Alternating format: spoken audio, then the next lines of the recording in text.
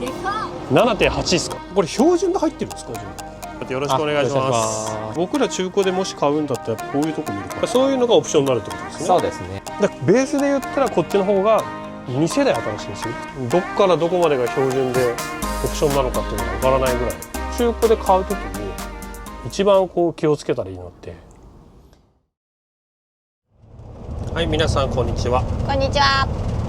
今日はですね、動画のねタイトルにもある通りなんですが、これからですねキャンピングカーを見に行きます。何をね見に行くかっていうと、新車もね中古車もね両方見に行くんですけども、以前からね、こうやって YouTube でね動画の配信とかをねキャンピングカーのことをさせていただいてると、割とよくね出る質問で、このキャンピングカーどう思いますかとか、このオプションどう思いますかとか、結構ね個別にそういう連絡いただいたりとかしてて、お答えもねさせていただいてたんですけども、なかなかねちょっと全てに返せてないと思うので、今回ですね実際に僕らがキャンピングカーを購入するときに気をつけていることとか、見ているところ、こういうところ見てますよみたいなを皆さんにねお伝えできたらいいなと思っております。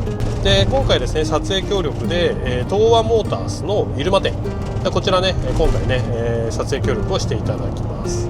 ありがとうございます。ありがとうございます。で実際にですねこの入間店の方で、気になってる車両がね実はありまして、そちらをねお伝えしてあるので、その車両をね実際にね紹介させていただこうかなと思っております。やっぱね人気なねキャブコン、それから皆さんねキャブコンの後大体乗るのが輸入車ね大きい車、その辺もね、実際にね見てたらいいかなと思ってて、あとはですね意外と最近多いのがキャンピングカーの中古車。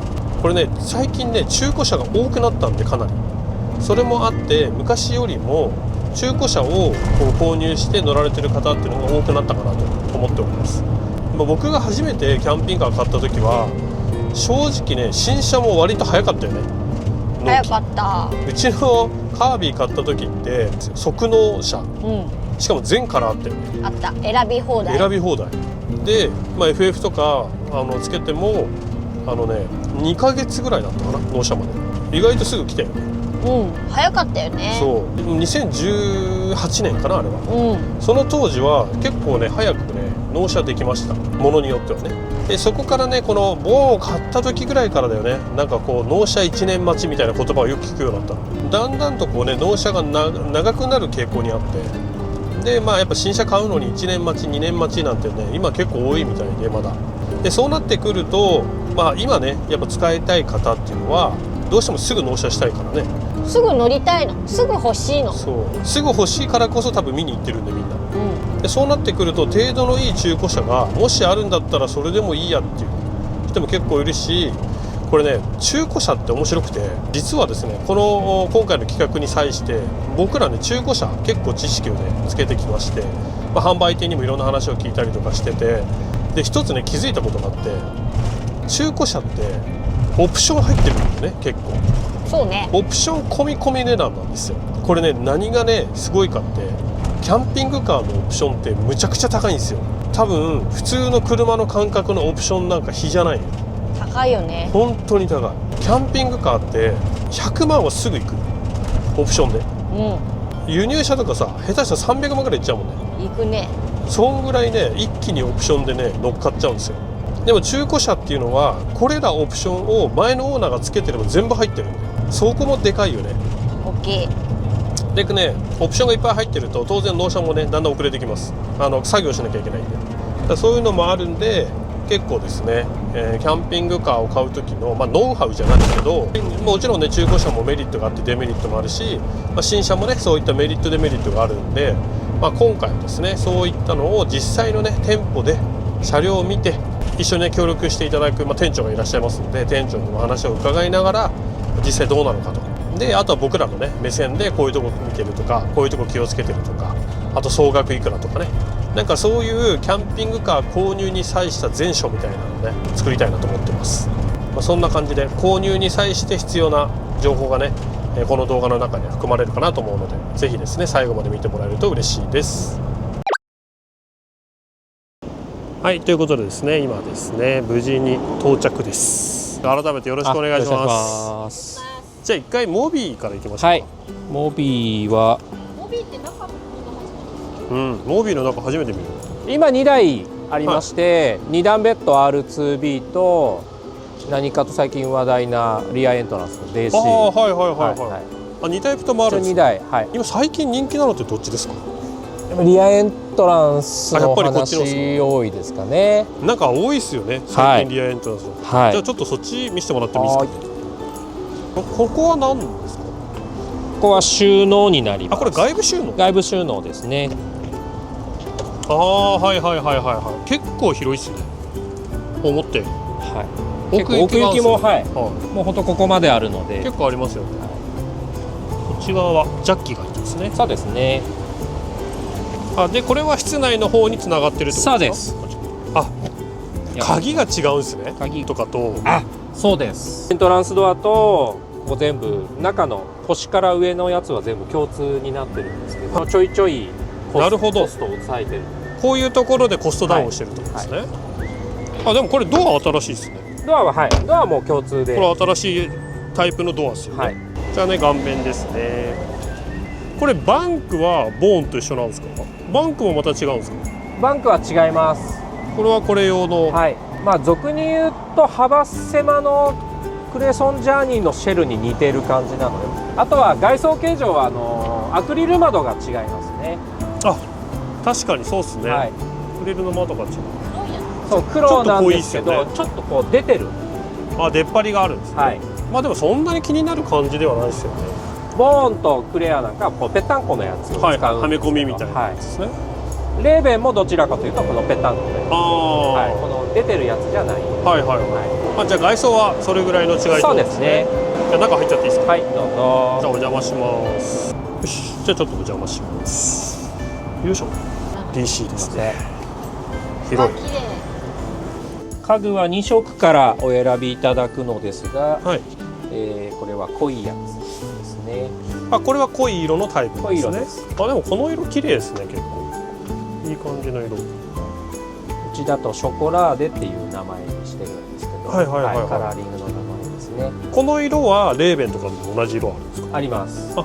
一応レーベン、はいボーン、はいモビー全部内装は2色から。あ、そうなんですね。この濃い方ショコラーデとはい薄い方のシュタインっていうカラーにあ、じゃあそこは変わらずって変わらずですね。これ棚開けてもいいですか？はい。結構ね、こういう棚もね。あ、ここはあれですね。貫通棚だからはい。長物入る系ですね。よいしょ。こういうタイプですね。ボーンとかの違いはここに間接照明がないんですね。こういうところのダウンライトがない。はいはいはいはいはい。なるほどなるほど。確かにない。あとは幅狭の車両なので、はい。どうしても幅狭でこう来るとだいぶ圧迫感ありますよね。ああ。ラウンドが沿っている。なるほどなるボーンはほど。丸みを。確かにそうですね。はい。逆ですよね。なんかそんなに幅狭な感じしないですけどね。しないと思います。窓は逆に言うと一緒ですか？そうですね。ここの寸法はもう全く一緒です。そうですよね。網戸もあれだし。ここの会社さんが違うぐらいで。はいはいはい。シェードも一緒ですもんね。シェードも一緒です。でボ純正ーンとかと違うのはここにボーンは標準であ、そっかそっかそっか。ついてるのがはいはいはいはい。はい。なんかこれ座面広くないですか？これ DC はみんなこんなもんですか？あとは今全長短いレーベンとかから比べると、これ 4m99 ボーンと一緒なので、ああ、このじゃあレーベンよりは長い。そうですね。だからだいぶゆったり感はなんか全然あると思い小さい感じしないですよ。ます。はい。思ったより。広い。全然なんか手狭な感じしないです。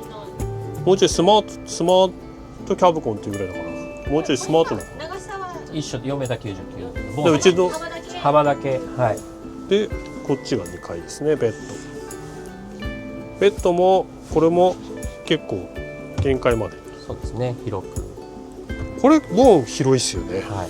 このベッドが。でバンクもうちが乗ってる方よりかは全然高さがあるから使いやすい。これね結構ねバンクとかね実際ちゃんと寝れるスペースがあるかどうかっていうのを確認しますね。今日はね工事車両があでもうるさいとね逆にどれだけ密閉度が高いか。ああ、まあそうっすね。静かになっだいぶね。だいぶ。あ、この冷蔵庫は違いますね。あ、冷蔵庫は違います。はい。ここが二扉になってこれ上は冷凍庫ですか？冷凍ですね。これ何リッターですか？結構でかくないですか？大きいです。た。大きい。冷凍庫がうちのよりかでかいな。うちは足いっぱい入れられる。リアエントランスはやっぱここにエアコンがあるのが特徴ですね。これエアコンは標準なんですか？標準です。これ標準で入ってるんですか？標準。すごいですね。これ標準なんですね。これ今この状態って標準ですか？これは標準です。ついてるものオプションでつけてるのはないですね。これがすべて標準。あ、そうなんですね。はい。この電子レンジも。電子レンジも標準。これを動かす、インバーター、1500ワットインバーターも標準。これはじゃあもう何もつける FF ぐらいですか？そうですね。FF はオプションになっているんで、一応穴はもう開いてるんですけど、あと設定するだけ。ああ、設定するだけはいはいはい。はい。関東から以北の方はほぼほぼつけますけどね。あ、そうですよね。はい、たまに南の方でいらないっていう方もいるし。あ、そうなんですね。まあ確かにじゃあこの車をもし買うとしたら、まあ僕らだったらまあ FF ぐらいは多分つけるかなっていう、それぐらいしかないですよね。そうですね。あとこのマルチルームっていうんですか？はい。広い広い広い広い。これは DC いいっすよね。だからやっぱあれですよね。あとつけるとしたらここにトイレとかはい。っていう感じですよね。はいこれちなみにボイラーとかつけるんですか？ボイラーはオプションで、はい、オプションでシャワーボイラはいーもつけれる。はい。入ってないのが換気扇ですね。あーマルチルーム換気扇がオプションになりま上の換気扇ですね。す。はい。あ、確かにマックスファンがない。そういうのがオプションになるってことですね。そうですね。これなんですか？開けて。これハンガーですか？そうです。ハンガーポール入ってます。ここは照明があるんですね。下ないんですけどね。こっちは照明ありなんですよ。これいいっすね。下も収納ですね。下も収納です。これいいっすね。これぐらい入ると。あ、でここにパネルがあるんですね。スイッチパネルが。はい。これボトルニックとかついてるんですか？ボトロニック入ってます。ボトロニックと、はい。じゃあ本当何もつけるもんないです。インバーターも入ってるんですか？そうですね。結構なんか細かいところに棚あるんですよ。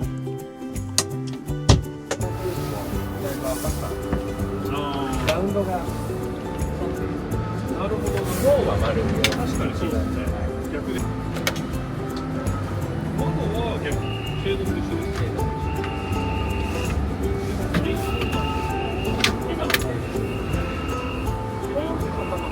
あ、でここが収納ですね。はい。さっき扉が。ああ、はいここに繋がってるんですね。はい。で、こっちは CTEC ですね。そうです。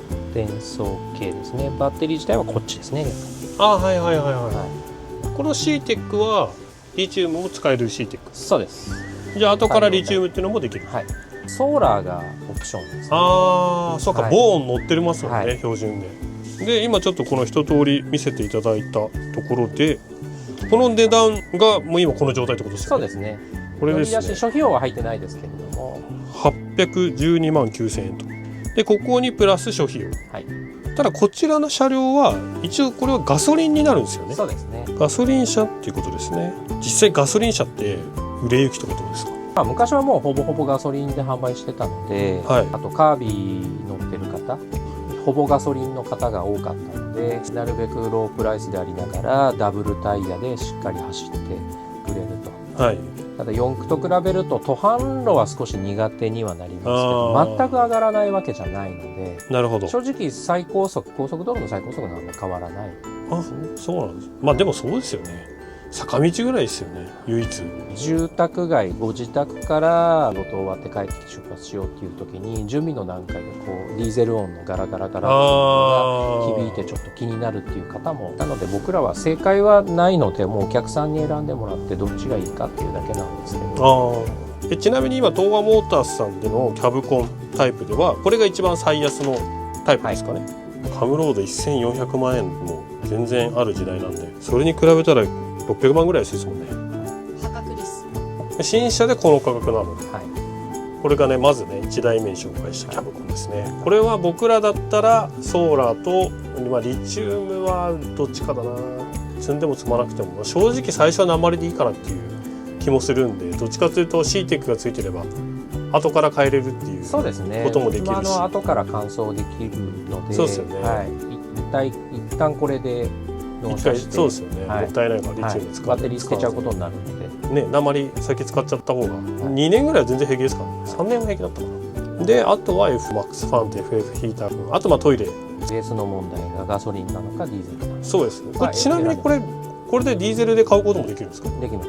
まあでもうちがもし買うとしたらこれだな、ディーゼル4駆だな。最初使うかまだ分かんない人は逆にガソリンでこれ乗っといて、はい、で本気で使う感じだったら乗り換えるっていうのも全然ありですよね、はい、2年後3年後で、ですよね、まず使ってもらって、はい、そこは換金できないので本当立ち止まる数年を過ごすよりかはいっぱい遊んでもらって、はい、ありがとうございました。なんか1台目から結構ちょっとモビーが意外な感じだったね。初めて見たから、入れなきゃいけないけど、次はねちょっと中古車で、はい、今見させてもらおうと思ってるんで、ちょっと移動します。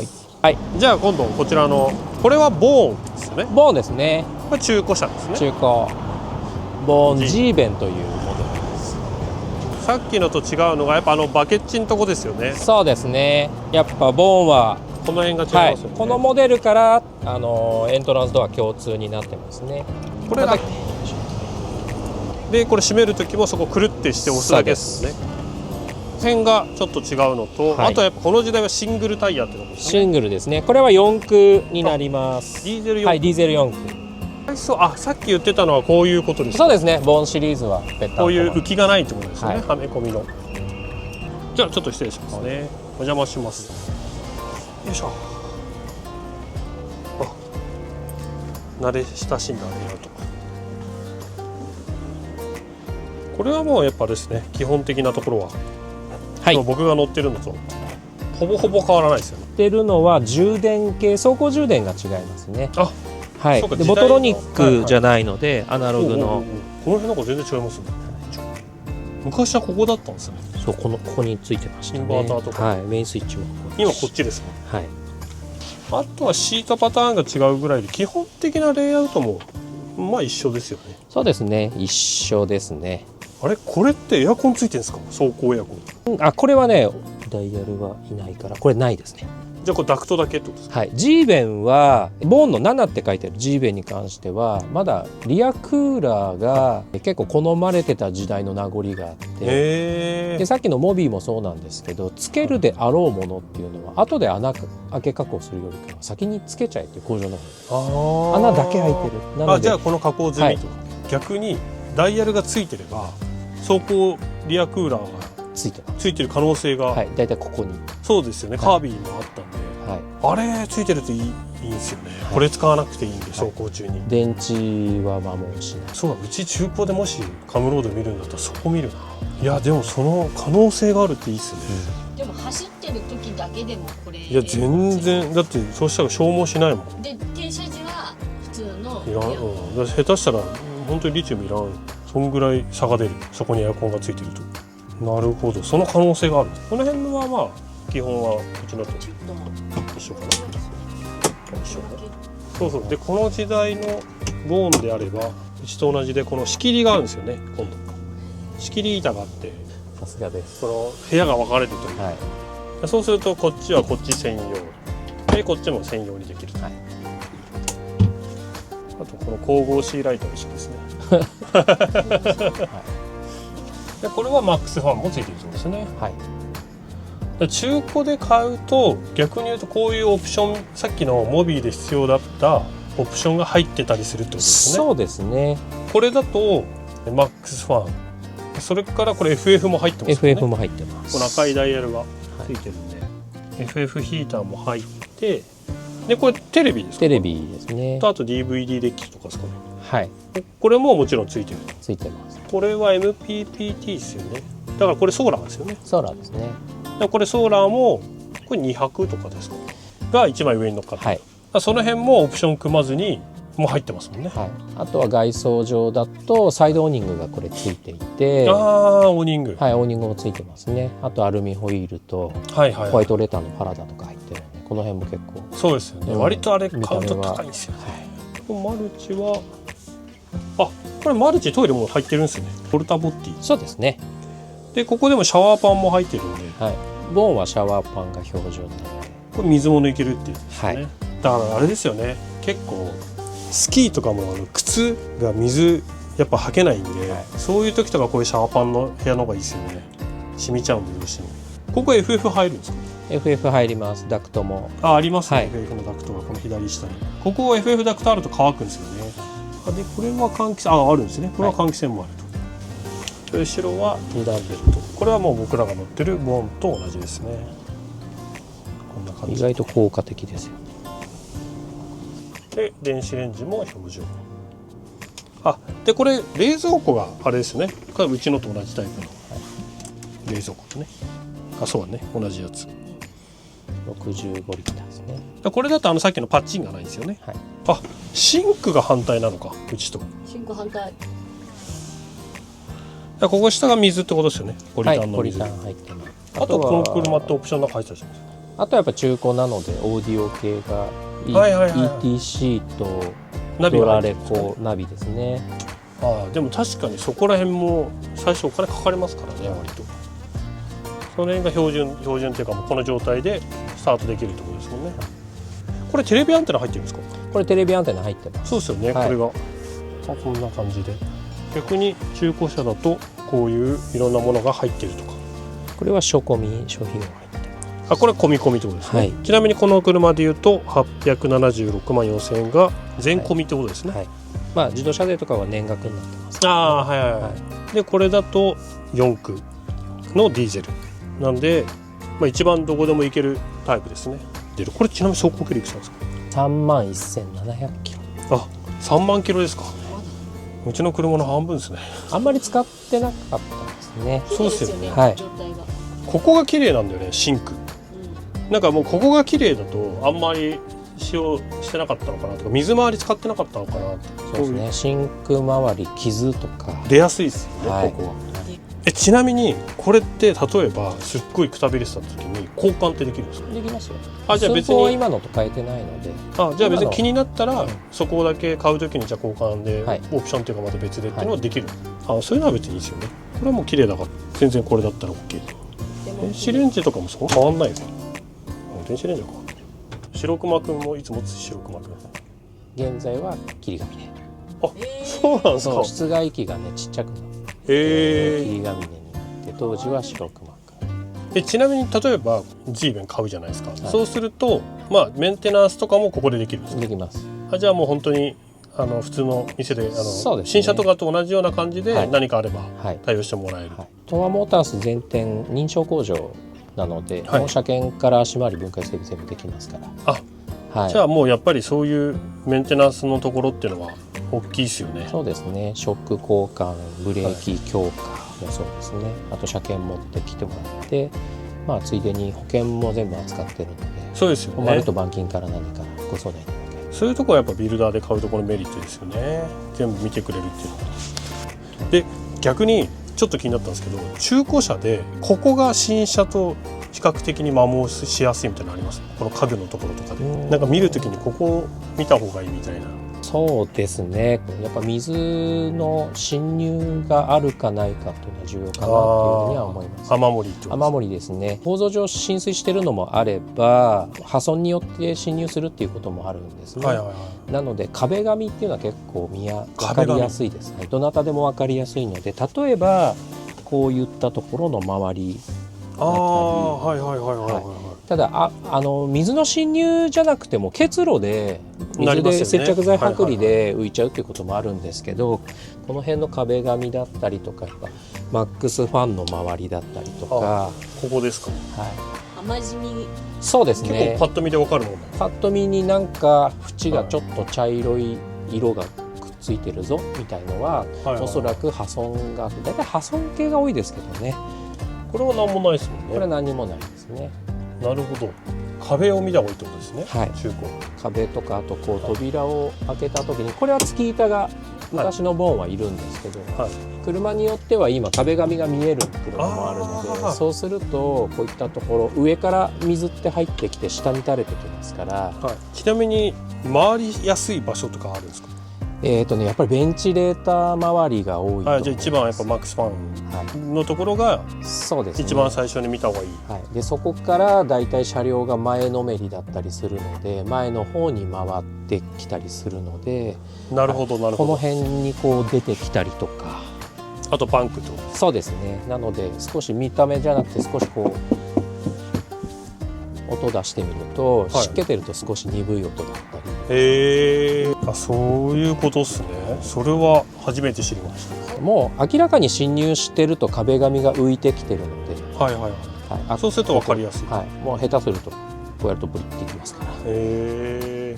だいたいセカンドシート周りっていうのもこういう風になって見えないところなので、剥がしてみて端っこ見てみるとか。それはもう基本的には輸入車も同じような、一緒ですね。でも同じように見る、はい、やっぱりベンチレーター上から入ることも多いので、はい、上から見て周りずっと見ていくと。なるほど、はい、ちなみにもし東和さんでそういう車が入ってきた時ってどうするんですか？まずは止めます。止めて、はい、修復できるところはしていきます。車によっては壁紙だけではなくて、その下板の合板も剥がして、また新たに壁を作ってっていうパターンか、中古の販売店さんもそれぞれだとは思うんですけど、はい、我々は売ってる以上はしっかりとしたものしか売りたくないので、ただ動いてみて分かるものもある。中に入ってきたタイミングだと分かんなくて、そうですね、お客さんが納車してからフィールドに出たらあれっていうことがあるので、なので新車も含めてあれって言ったらすぐ、ちょっと気になるんだけどって言ってもらえれば、でもそれ言えば全然ここで対処ができるんですね。はい、売った以上は必ず責任持ちますから。はい、分かりました。ありがとうございます。ちょっとなかなかそんな壁を見るっていうのがなかったね今まで。確かに言われてみればそうですよね。雨漏りしたら壁が伝わりますもんね。そしたらじゃあ次は大きいの輸入車に行きましょうか。はい、ということで次はですね、輸入車の今度ね中古車から先にね見せていただこうかなと思っております。これね見させていただく車両がこちらデスレフのエスプリという車両です。まあ長い。でかっ。 7.8 ですか。 7.8 で金額がもう先ほどよりもずっと上がってほぼ1800万、はい、ただこれって新車価格いくらぐらいだったんですか？当時2000超えますよね。はい、今エスプリ新車2400でしたっけ？はい、でスタートですもんね。そこからオプションがって考えたら恐ろしいですね。そしたらこれはいろいろ入ってたら逆にお得になる可能性があるってことですね。はい、これはまあ外装からすごいですね。オーニングもでかいっすね。7メーターぐらいあるんですかこれ。はい、バゲッジもねめちゃめちゃでかいっす。やっぱり横に広いっすもんね。おお何これ広っ。面白い。これ横に広いね。縦じゃなくてワイド。リアの収納広くてもだいたい高さがあるものが多いんですね。でこの低さが逆に中に生きてきてます。後で中見ていきますけど。なるほど。じゃあ早速内装の方に入っていきたいと思います。エントランスでかいでかい。ワオ、ステップが出てきました。ステップもでかい。お邪魔させていただきます。いやーこれすごいね。内装がねすごい。むっちゃ広い。これ外の音全然入んないですね。はい、これここにもシートベルトつくんですか？つきます。そうするとこれ5人乗車ですか？ね、いやーこれはちょっとどっからどこまでが標準でどっからどこまでがオプションなのかっていうのがわからないぐらいで、キッチン、じゃあシンクですかね。でこっち側に棚があって、この辺に、ね、スイッチロックを変えちゃいました。ロックなんてついてるんですか？これで開いてないですか？開いた。何どういうこと？すごっ。こんな機能初めて見たんですけど、キッチンの棚がロックできるっていう。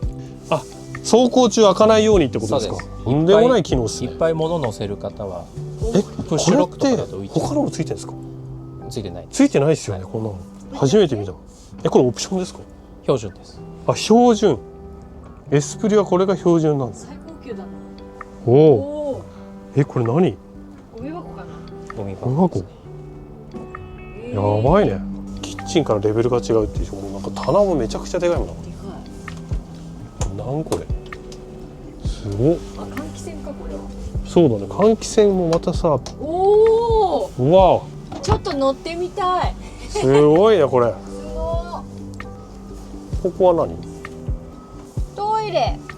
すごいね、トイレも鏡がついてる。でここで閉まってルームです。はい。はいはいはいはいはい。姿見ある。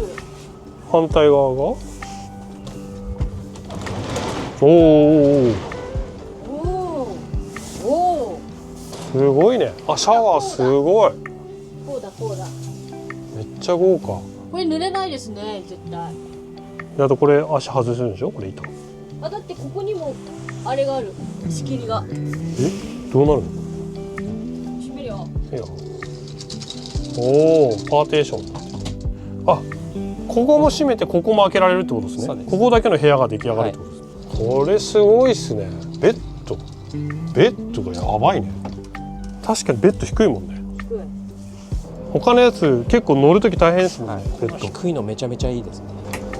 なんだこれは。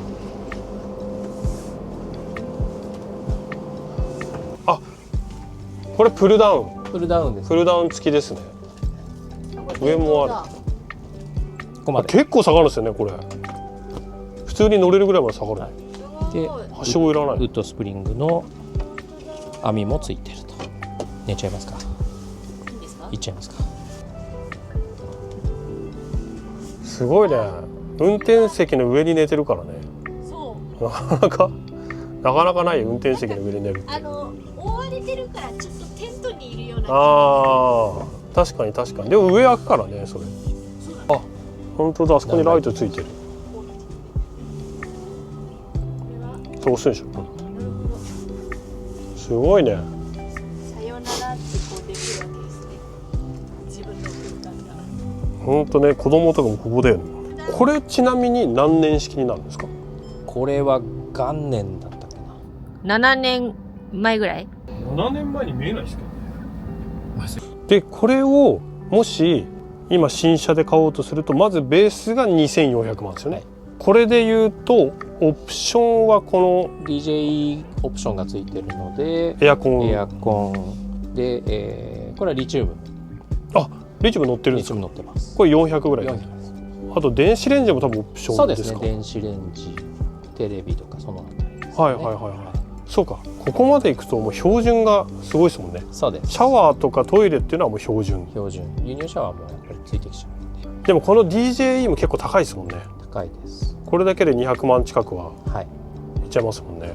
でこれ後ろのマックスファンもオプションですか？オプションです。そうですね自然対流しか本来ないので、これはつけてます。あ、そうか、そうっすよね。上を開けて、輸入車長いのみんなそうですもんね。はい。でこれを今新車で買おうとすると2400万プラス DJE マックスファンリチウム、はい、諸費用入ってになって、すごい金額になりそうですね。そうですね。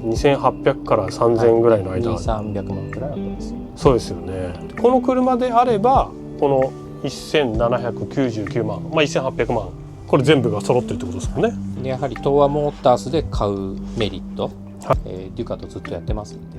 あ、そうですよね、はい、特にこの入間店整備もそうですね、ここでやりますもんね、はい、輸入車を中古で買うときに一番こう気をつけたらいいのって車的な方ですかね？新車中古で買うときは中古でもやっぱり距離とかですか？そうですね。あんまり仮想庫なのはでも逆に距離走ってるはいイコール、まあ、逆に故障もあんまりなかったのかなっていうの僕は、ポジティブにもともともっと走る車、はいはいはい、ディーゼルなんでね全然走るので、私、まあ、やっぱり言うのはよく販売店さん、はい、やっぱ何か起こった時に起こったんじゃないかじゃなくてもうそこは分かんない部分いっぱいあるんで、まあ、記録簿見たり、はいはいはい、メンテナンスしてる会社がそこの会社であればどういう履歴だったかっていうのを聞きながらでこれは潰してますとか、はい、あと今後起こりうるものの対策ができるかできないか、ここは重要なんだと思うんですね。はい、ということでこちらですね、エスプリの方紹介見させていただきました。ありがとうございます。で、こちらが中古車の輸入車と。で、この横にあるのが、これは新車ですね。新車ですね。サンライト。これ先日私たちが千葉で紹介させていただいたサンライトの T68 ですね。ちょっとじゃあこちらもですね、今回ですね、新車の方はどんな感じなのかということで、もう一度ですねお邪魔しようかなと思っております。じゃあすいません、お邪魔します。よいしょ。うわあ、それでもやっぱ広いな。そう、新車の匂いがする。いや、この T68 本当照明綺麗ですよね。前方とそこが全然違う。あ、後ろもあれだね、ちゃんと間接照明がベッドのところついてる。そう、こっちはなんかどっちかというと今見てきたエスプリみたいなああいう色の照明が結構ついてる。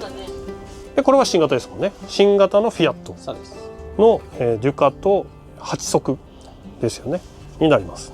でもうこれはねちょっと先日ね動画で紹介させていただいたんでちょっといきなり値段に入っちゃうんですけど、はい、こちらですね、もういきなりお値段ですけども1760万と。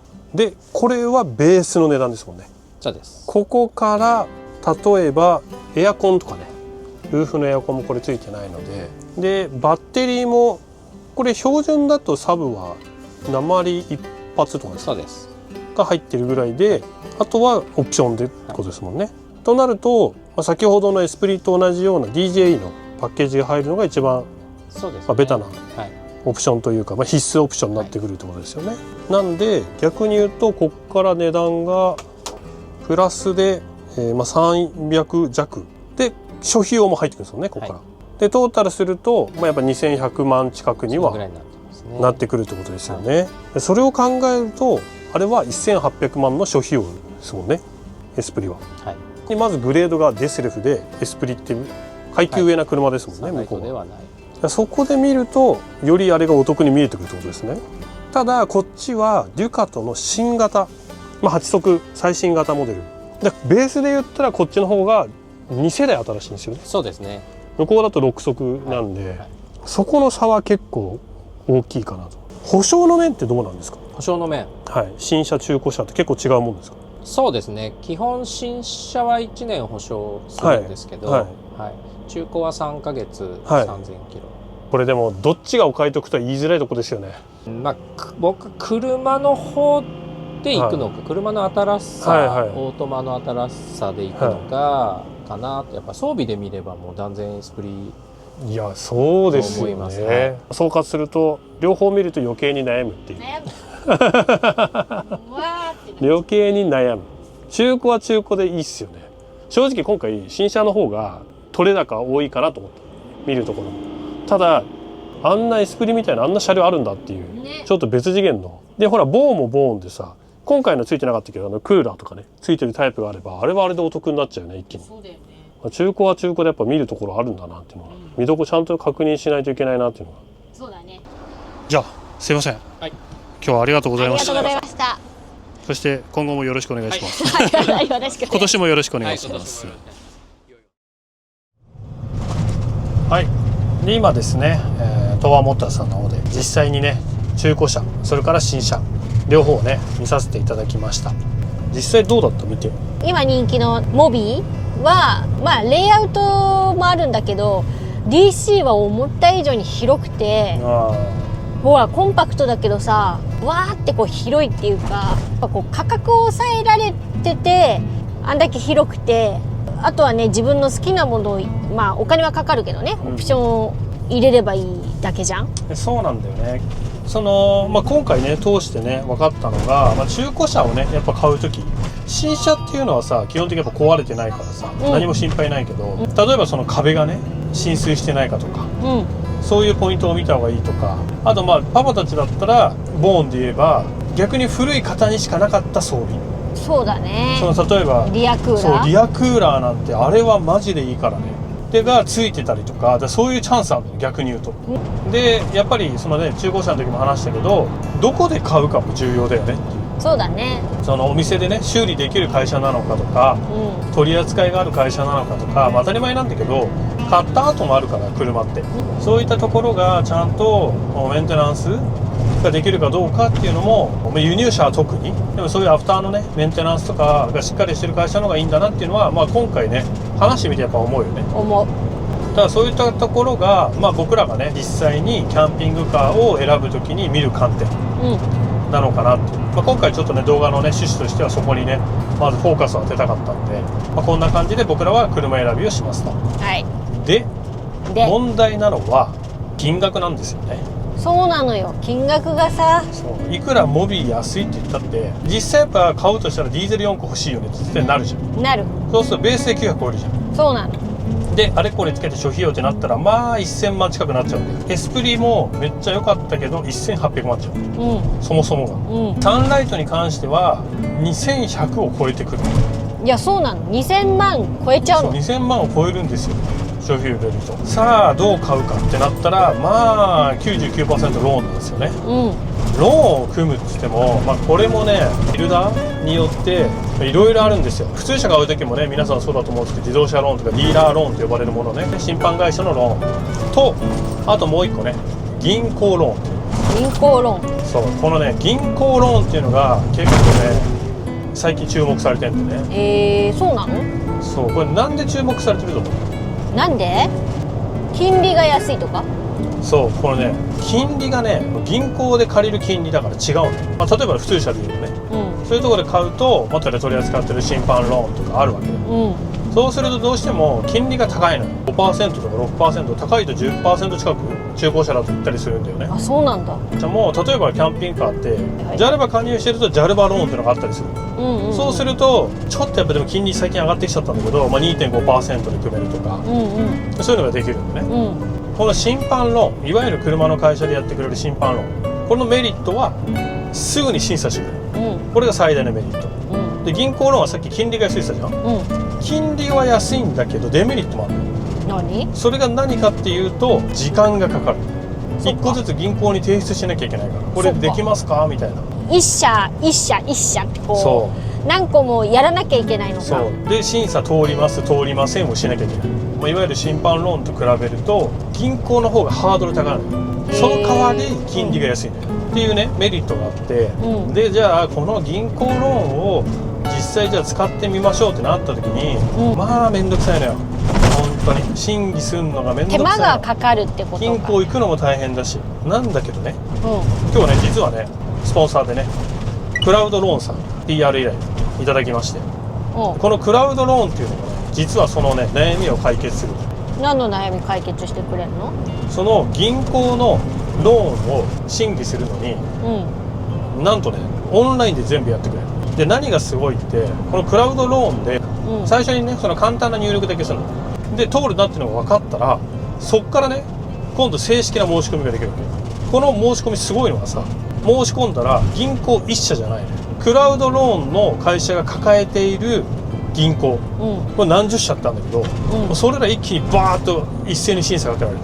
あ、じゃあ1回で全てができるの？そうで、その中で最も安かった要は条件があるね、好条件とかね、銀行のローン会社はここですみたいのを出してくれるのよ。でしかもこれキャンピングカーの話してたけど、これ別にキャンピングカー関係ないから。なるほど。何でもいいのよ。そっか。だから普通車 OK。キャンピングカーも例えば中古のお店とかでそれも使える。銀行いいじゃん。そう、このねクラウドローンさんの担当者と実はパパ一回打ち合わせしてる、本音の話、クラウドローンさんで銀行金利借りた時に最安いくらですかって聞いたの、したらその 0.8 とか9があるっていう。あるんだと。でただね、全部がやっぱ家だけでもない、じゃあこれ何がデメリットかっていうと、当然銀行だからね、審議は当然レベルは高くなる。審判会社よりちょっとハードルが高いのね。それは絶対なる。ただ一斉にいっぱいかけてくれるから、通るとこ通らないところっていうのが一目瞭然で分かる。で通るところだけをピックアップできるからね、でそこはデメリット解消しましたと、でただこれキャンピングカーに限っての話があって、120回までローンが、お支払いの回数。そうでキャンピングカーって JALBA ローンであれば180回とかできるわけ、いわゆる15年ローンが組めたりするわけ、そこがね JALBA ローンの強みじゃないけど、キャンピングカーの場合だけで言うとそういうケースが、実際じゃあこれが、下取りの車入れますとか頭金入れますでまあ例えばその今のね今日見てきたモビーとかだったら、まあ1000万はいかなかったりするわけよ。じゃあそういった時どうなのってなると、まあそりゃ金利安い方がいいよね。いやそうだよね。でもう一個ね重要なポイントがあって、銀行ローンと審判ローンの中で最も違うポイントがあるんだよ。それなんだか分かる？なんだ？これすごい重要で、所有権。ディーラーローンって所有権実はないのよ。所有権は例えばその審判ローンした会社のところが所有権持ってるんだよ。で使用者のところに自分になるわけ。なんだけど銀行ローンは審判ローンじゃないから所有権が自分になるのよ。だから自分の車になるの、いきなり。なるほど。ローン組んでんのにいきなり自分の車になるの。でこれ何がじゃあ違うのと、車検証に書いてある所有権が違うだけなんじゃないのって思うでしょ。これね売る時違うのよ。審判ローンは当然一括で返したりしなきゃいけないから残金のこのねやり取りもしなきゃいけないよ。なるほど。で売る時にすごく手間なのよ。そこが面倒くさいんだ。そう、銀行ローンは所有権持ってるから、だからそのまんま売る時にダイレクトで売れるんだよ。売り方、時間が所有権があるかないかで全然違っちゃうから。銀行ローンの場合はそこが最大のメリットなわけだ。そう、金利と所有権がメリットで、唯一のデメリットが面倒くさい。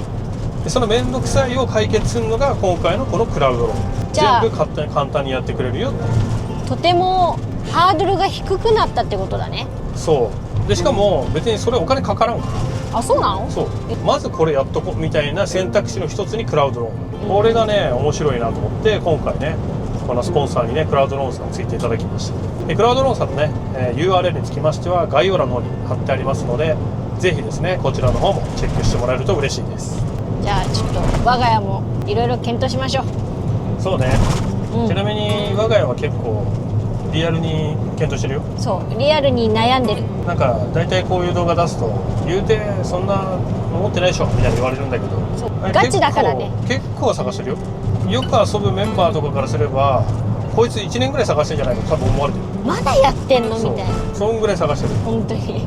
ただまあボーンもね好きだし、ボーンもダメなとこはないのよ。唯一走行距離走っちゃったなっていう、まあ、自分たちのせいなんだけど、まあね使い方があったからね。そうだからそういうのもあってなんだろう、すぐ決めれてないっていうのも本音としてはある。ただまあ当然、乗り換えもね今考えてるっていうのもあるから、まあ、今回ねこういう機会で実際に自分たちもね車見に行って、やっぱ実車とね違うからね、写真と行ってみて、しっかり聞いた方がいい。その上でやっぱ車って決めていくし、キャンピングカーなんか特に高い買い物だから、そういうところでやっぱより慎重にね車選びっていうのはしていくのかなということでね、私たちのねキャンピングカー探しはまだまだちょっと続きますけど、皆さんキャンピングカーこれから変えようかなとか、初めてのキャンピングカー買おうかなと思ってる方はですね、実際に店舗に行ってみて車を見てみて決めてもらうのが一番かなと思いますので、今回の動画がねすごい参考になったなと思った方は高評価ボタンとチャンネル登録ボタンを押してもらえると嬉しいです。はい、よろしくお願いします。よろしくお願いします。はい、ということで今回の動画は以上になります。最後までご視聴いただきありがとうございます。次回の動画もよろしくお願いします。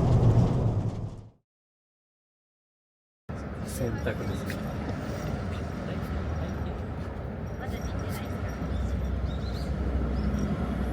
行きたかったでしょうね、朝一。で洗濯物干しててパシャパシャしてる間に。チャンネル登録よろしくお願いします。グッドボタンもしたね。じゃあまたね、バイバイ。